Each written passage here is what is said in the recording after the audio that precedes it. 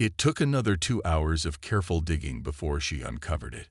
As her gloved hand brushed away the last of the moon dust, Zara found herself face to face with an object that by all rights shouldn't exist. It was a cube, no larger than her fist, with perfectly smooth sides that seemed to absorb the harsh sunlight rather than reflect it. Intricate patterns swirled across its surface, constantly shifting and changing as if alive. But it was the material itself that made Zora's scientific mind reel. It appeared to be in a state of quantum superposition, simultaneously solid and intangible. A quantum-locked data cube, Zora whispered in awe. The legends were true. With infinite care, she lifted the cube from its resting place. The moment it lost contact with the moon's surface, the cube began to hum with energy. Zara nearly dropped it in surprise as the swirling patterns on its surface coalesced into recognizable symbols. Symbols she had only seen in the most ancient and controversial texts. Human writing, she said, her voice filled with wonder. But how? Humanity vanished over 500,000 years ago. The disappearance of Earth and its entire solar system was the stuff of galactic legend. One day, the fledgling human civilization had been taking its first steps into interstellar space, and the next, gone. No trace, no warning, no explanation. Over time, most serious scholars had dismissed the whole thing as a myth, a cautionary tale about the dangers of unchecked technological advancement. But Zara had always known there was more to the story. And now, holding this impossible artifact in her hands, she felt vindicated. As if sensing her thoughts, the cube suddenly pulsed with energy. Zara yelped in surprise as a holographic display burst forth, filling the air around her with a three-dimensional star map of the galaxy. At the center of the map, a pulsing red dot marked a location that made Zora's breath catch in her throat. That's where Earth should be, she said, her mind racing. But there's nothing there now. Nothing but empty space. The implications were staggering. If this map was accurate, if it truly showed the location of the long-lost human homeworld, it would rewrite galactic history overnight. The technological level required to create such a device, let alone hide an entire star system, was beyond anything the current galactic powers could achieve. Zara's excitement was short-lived, however. The distant rumble of ships entering the moon's atmosphere snapped her back to reality. She quickly shut off the holographic display and secured the cube in a specialized containment unit on her belt. Zara of Andromeda. A stern voice crackled over her suit's comm system. This is Captain Vox of the Galactic Peacekeeping Force. You are in violation of interstellar law by trespassing on a restricted world. Power down your systems and prepare to be boarded. Panic surged through Zora's veins. She had known the risks when she came here, but she hadn't expected to be caught so quickly. Her eyes darted between her ship and the approaching peacekeeping vessels. There was no way the battered Star Wanderer could outrun those sleek military craft. But she couldn't let them take the cube. The truth about humanity's disappearance was too important to be buried by bureaucrats and fearmongers. In that moment, Zara made a decision that would change the course of galactic history. Sorry, Captain, she said, a grin spreading across her face. But I've got a feeling the galaxy isn't quite ready for what I found. With that, she sprinted towards her ship, the precious cube secure at her hip. The peacekeepers opened fire, energy bolts sizzling past her as she dove into the Star Wanderer's cockpit. The ship's engines roared to life, protesting the sudden demand for power. As Zara's ship lifted off, weaving between the incoming peacekeeper vessels, she knew her life would never be the same. She was now the most wanted being in the galaxy, carrying a secret that could upend the very foundations of galactic society. But as the stars stretched into lines of light around her, Zara felt a thrill of excitement. The greatest archaeological mystery in history was about to be solved, and she, Zara of Andromeda,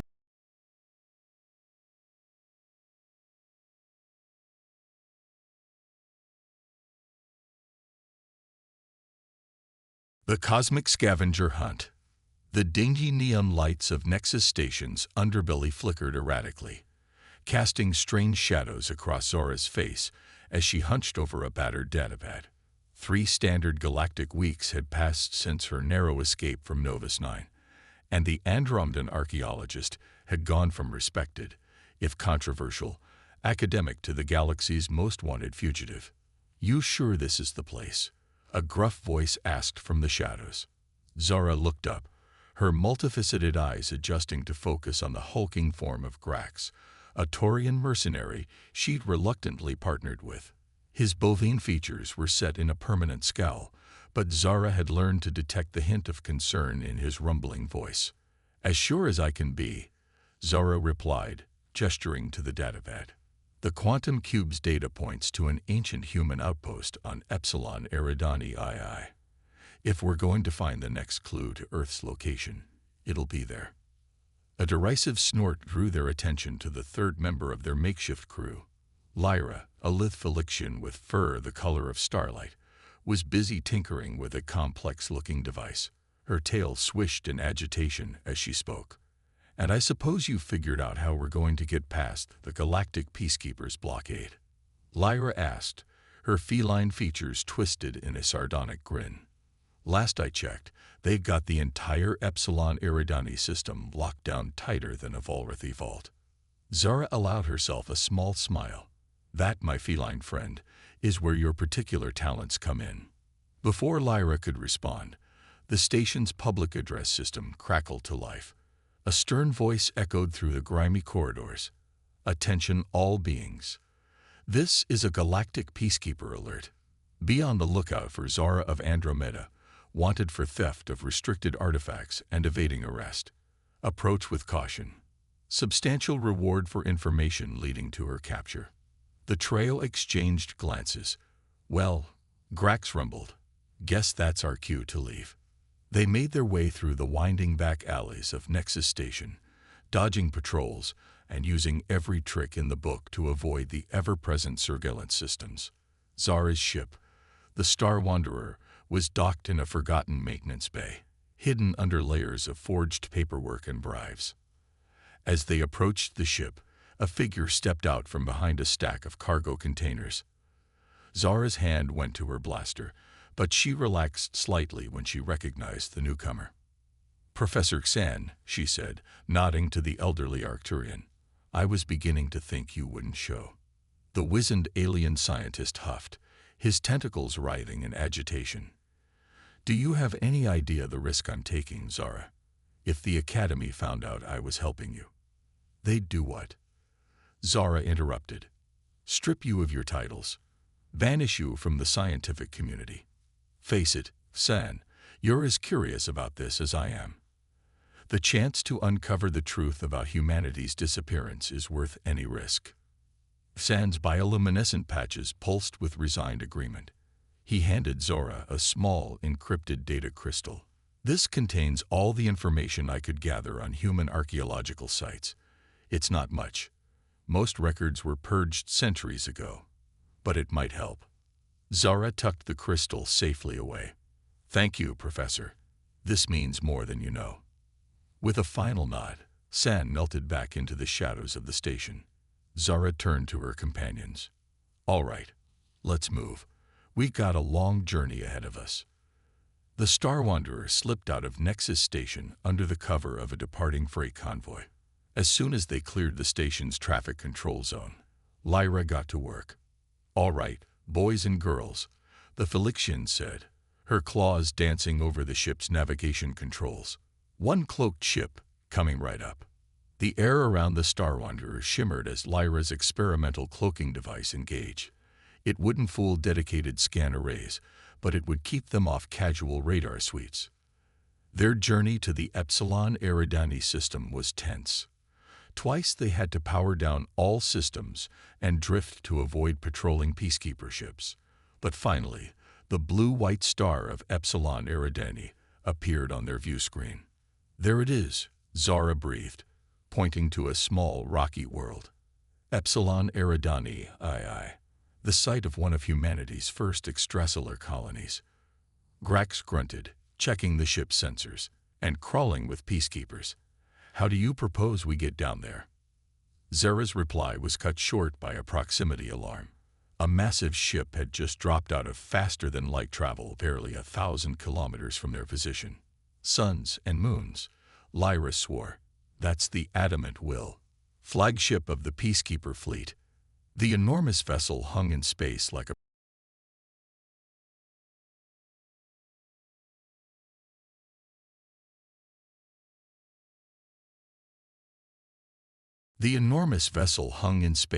a predator, its sleek lines belying its immense firepower.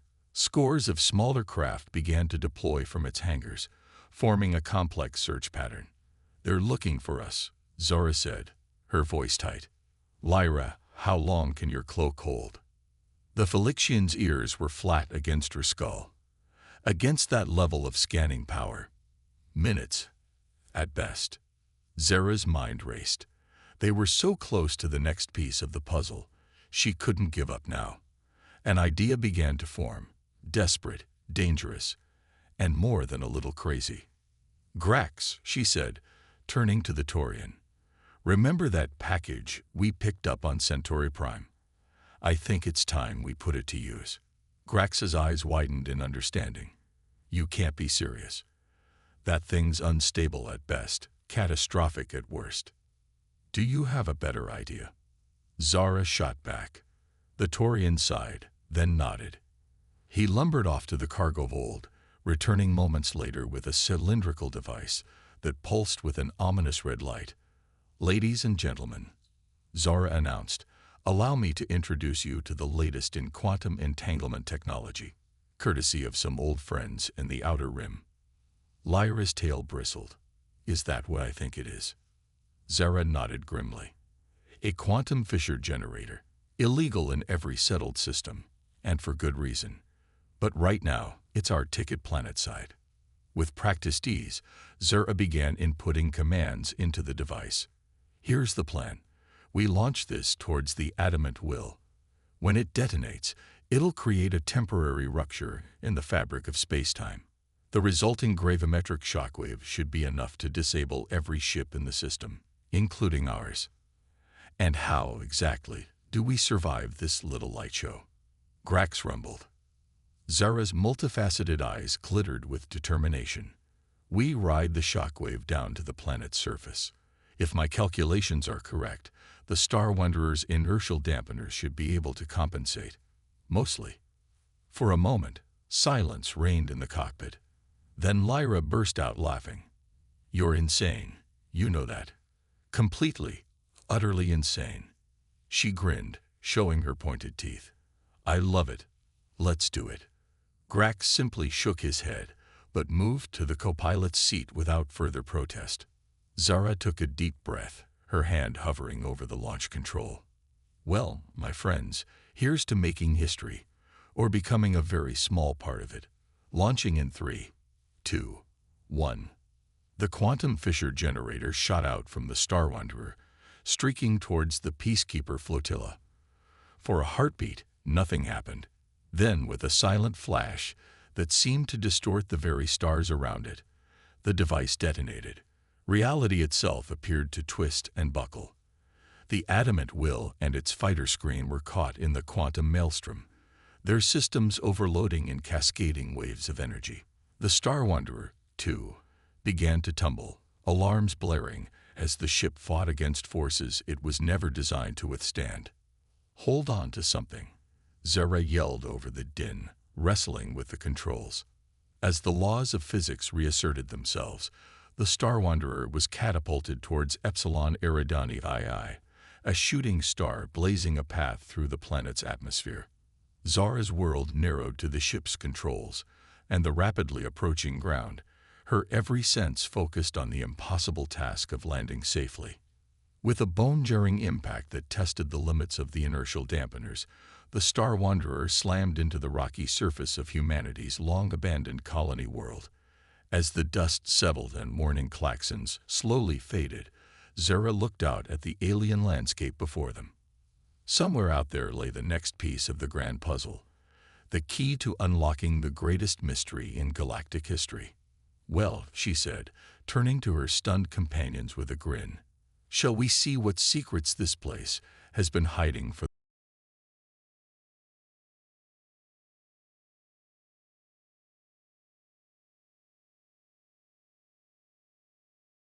As they approached, the ship seemed to sense their presence. A ramp extended smoothly from its side, an invitation they couldn't refuse. The interior of the ship was a marvel, a perfect fusion of form and function. As they made their way to the bridge, systems came online around them, as if the vessel was waking from a long slumber. "Welcome, descendants," the same computerized voice from earlier greeted them as they entered the bridge.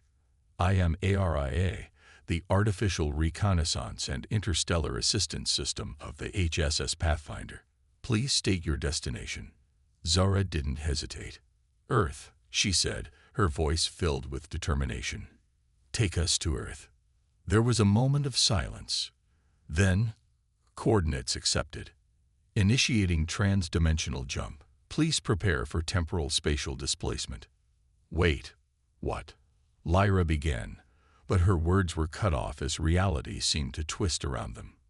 The sensation was unlike any faster-than-light travel they had experienced before. It felt as if they were being stretched across the very fabric of space-time, their atoms dispersed and reassembled in the blink of an eye. And then, as suddenly as it began, it was over. The view screen cleared, revealing a sight that took their breath away. There, hanging in the void before them, was a blue-green jewel of a planet. Oceans of liquid water, swirling white clouds, and sprawling continents painted a picture of life and beauty on a scale they had never seen before. Earth. After 500,000 years, they were looking at Earth. But they weren't alone. As the Pathfinder sensors came fully online, they detected a massive energy field surrounding not just Earth, but the entire solar system. And emerging from that field was the most awe-inspiring sight yet. Ships.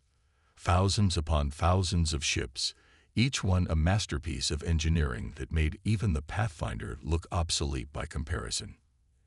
"Aria," Zara managed to croak out, her eyes never leaving the spectacle before them. "What are we seeing?" The eye's voice was calm, almost proud. "The Sol Defense Fleet, guardian of humanity's cradle. They have been in stasis, along with the entire solar system, for precisely 500,000 years, 3 months, and 17 days, waiting for the threat that necessitated their retreat to pass." As ARIA spoke, a communication request flashed on the main console. With a trembling hand, Zara accepted it. A holographic figure materialized on the bridge. A human, dressed in what must have been a military uniform. His eyes, filled with an intelligence and depth that spoke of centuries of experience, swept over Zara and her companions with curiosity. "This is Fleet Admiral Chen of the Earth Federation," the figure said, his voice resonating with authority. "To the crew of the Pathfinder, welcome home, distant children of humanity. Your arrival has triggered our reemergence protocols. After 500,000 years, Earth and her people stand ready to rejoin the galactic community." Zara's mind reeled. This was beyond anything she had imagined when she first discovered that quantum-locked cube. The implications were staggering. A human civilization, preserved at the height of its power, now awakening to a galaxy that had all but forgotten them. As if sensing her thoughts, Admiral Chen's expression softened slightly. "I understand you must have questions. Rest assured, they will be answered. But first, we have much to discuss about the state of the galaxy and humanity's place in it." A new alert flashed on the console. Ships were appearing at the edge of the solar system. The galactic peacekeepers had followed their trans-dimensional jump. Admiral Chen's eyes narrowed as he received the same information. "It seems our return will be more eventful than anticipated. Pathfinder crew, prepare to dock with the flagship. It's time to show the galaxy that humanity is far from extinct." As the comm link closed, Zara exchanged looks with Grax and Lyra. They had sought to solve the greatest mystery in galactic history. But in doing so, They had become part of something far greater. The next few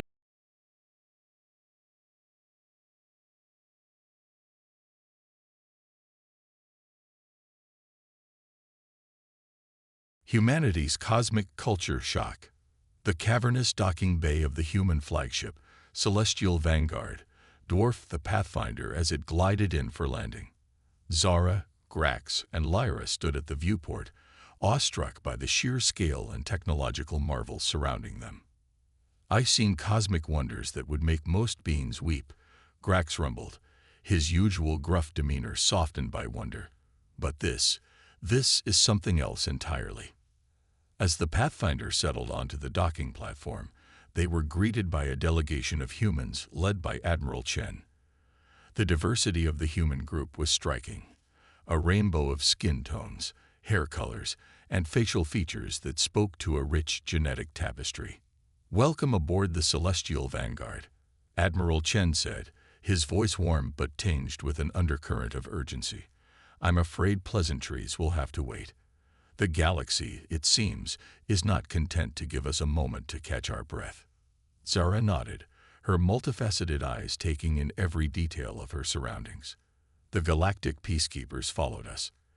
They'll be demanding answers, and I doubt they'll be satisfied with anything short of unconditional surrender."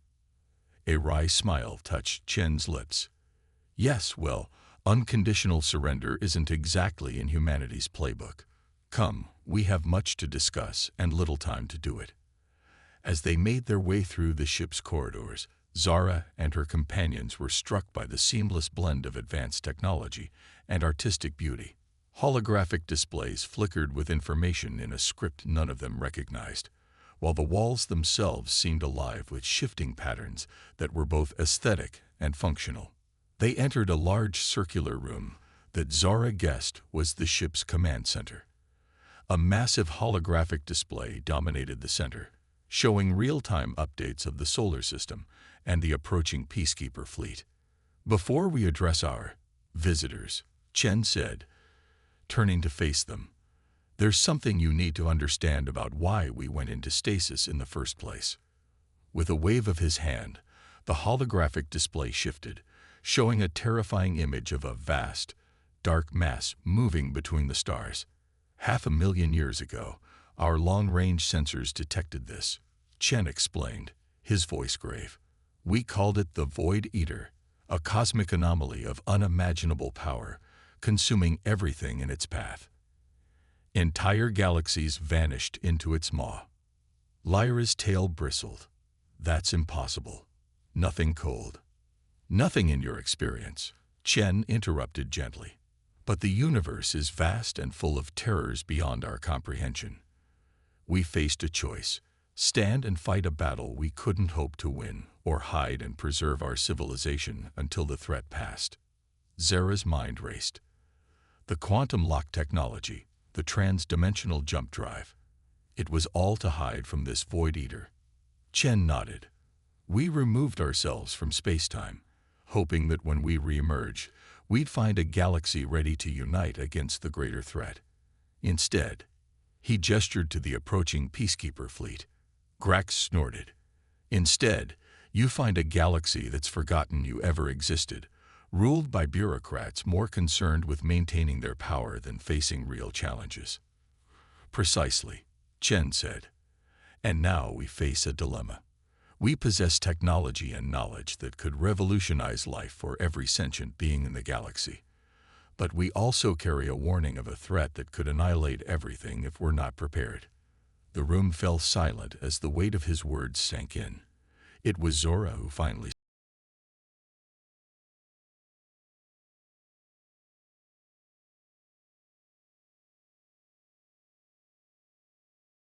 Chen's eyes sparkled with approval. "I couldn't agree more. And that, my friends, is where you come in. You three represent the galaxy as it is now. You'll be our bridge, helping us navigate the cosmic culture shock that's about to hit both sides." Before they could respond, an alert chimed. The peacekeeper fleet had entered communications range. "Showtime," Chen murmured. With another gesture, a large view screen flickered to life, revealing the stern visage of the Peacekeeper Supreme Commander. Unidentified vessels. The commander's voice boomed. You are in violation of multiple galactic treaties. Power down your systems and prepare to be boarded, or we will open fire. Chen stepped forward, his posture radiating calm authority. Supreme Commander, I am Fleet Admiral Chen of the Earth Federation. We mean you no harm, but we will not submit to boarding. I propose a diplomatic meeting to discuss. Earth Federation. The commander scoffed. Earth is a myth, a bedtime story for gullible younglings. Whatever game you're playing, it ends now. You have one standard cycle to comply, or we will use lethal force. The transmission cut off abruptly. Chen turned to Zara and her companions, his expression grim. Well, he said, it seems diplomacy is off to a rocky start. Any suggestions? Lyra's ears twitched thoughtfully. They're scared. The appearance of an unknown, technologically superior force is their worst nightmare. We need to show them we're not a threat without appearing weak. Grax nodded. A display of power, but not aggression. Something to make them pause and reconsider. Zara's eyes lit up. What about the quantum fissure technology? Could we use it to, I don't know, temporarily phase their ships out of sync with normal spacetime? Show them what we're capable of without causing harm. A slow smile spread across Chen's face. Zara, I think you might have just prevented an interstellar war. Let's do it. The next few hours were a flurry of activity. As the Peacekeeper ultimatum ticked down, the human fleet made preparations. Zara, Grax, and Lyra found themselves in the thick of it, offering insights into Peacekeeper tactics and helping to craft a message that would resonate with the galaxy at large. Finally, with mere minutes to spare, everything was ready. Attention, Galactic Peacekeeper Fleet. Chen's voice rang out across all frequencies. We understand your concerns and your duty to protect the galaxy. We share that duty. To demonstrate our intentions, we offer you this gift, a glimpse of what humanity can offer to all sentient beings.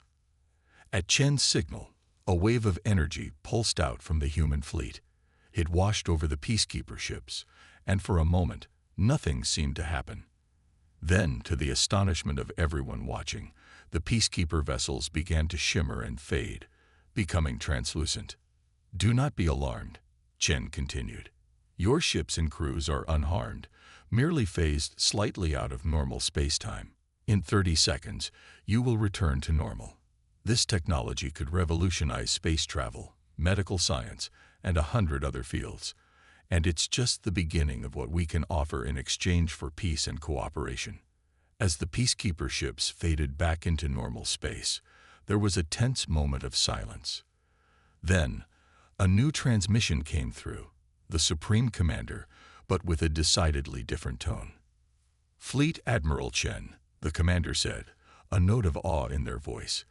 It seems we have much to discuss. I propose a ceasefire and immediate diplomatic talks. As the transmission ended, a cheer went up from the human crew. Zara felt a wave of relief wash over her, followed quickly by excitement. They had done it. The first step towards reintegrating humanity into the galactic community. But as she looked at the faces around her, human and alien alike, she realized this was just the beginning. Humanity's return would send shockwaves through every aspect of galactic society. Age-old power structures would crumble, scientific paradigms would shift, and the very nature of interstellar relations would be forever altered.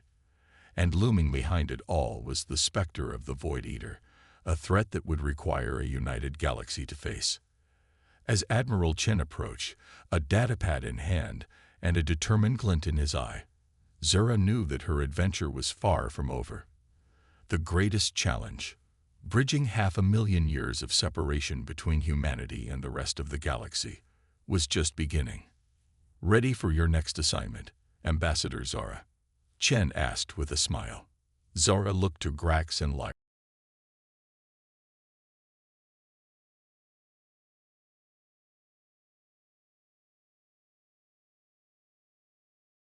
The image shifted, showing simulations of the Void Eater's approach and its devastating effects.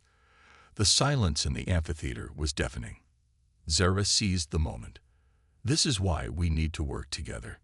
Humanity's technology, combined with the diverse knowledge and resources of all galactic nations, gives us a fighting chance, but only if we stand united.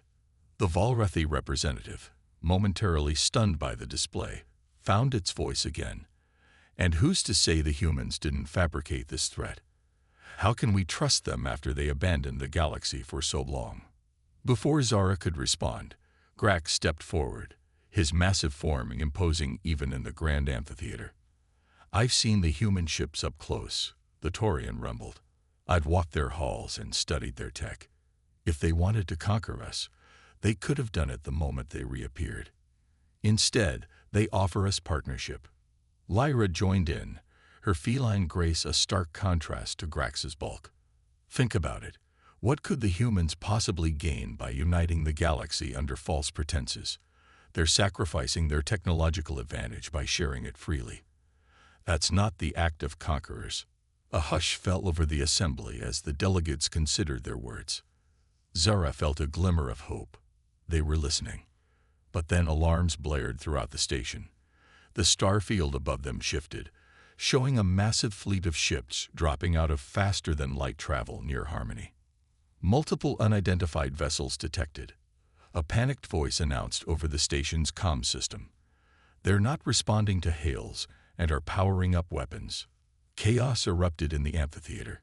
Delegates scrambled for exits, shouting accusations and demands for protection.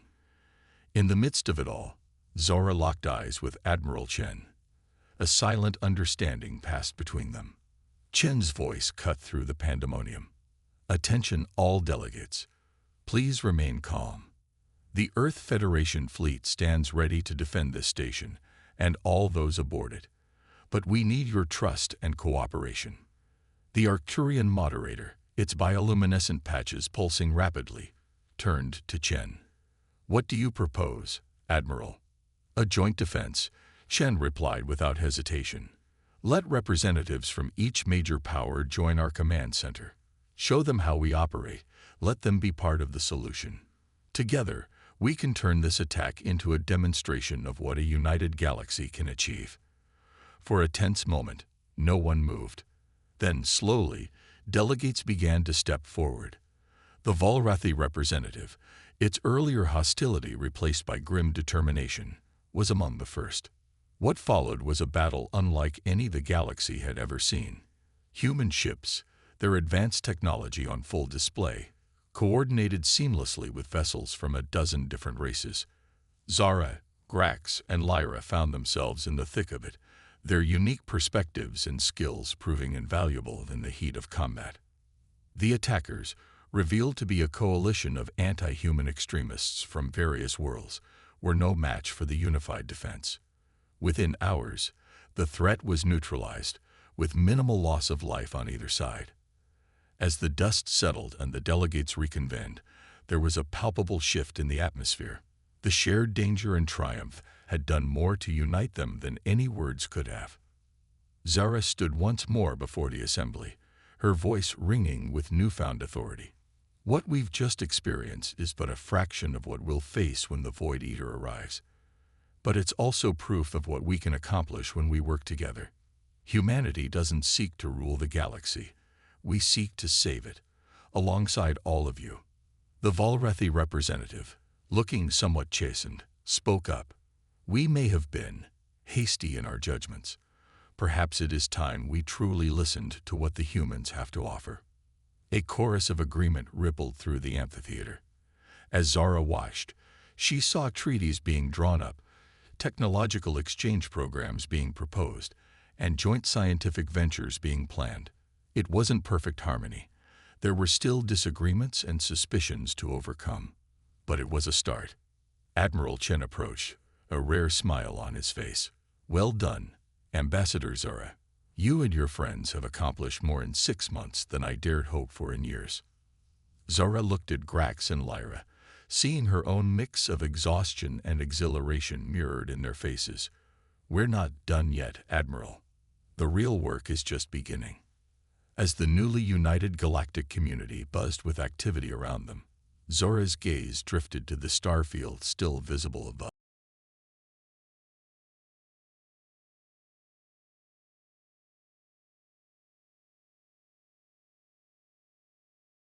Humanity had returned, the galaxy was uniting, and together, they just might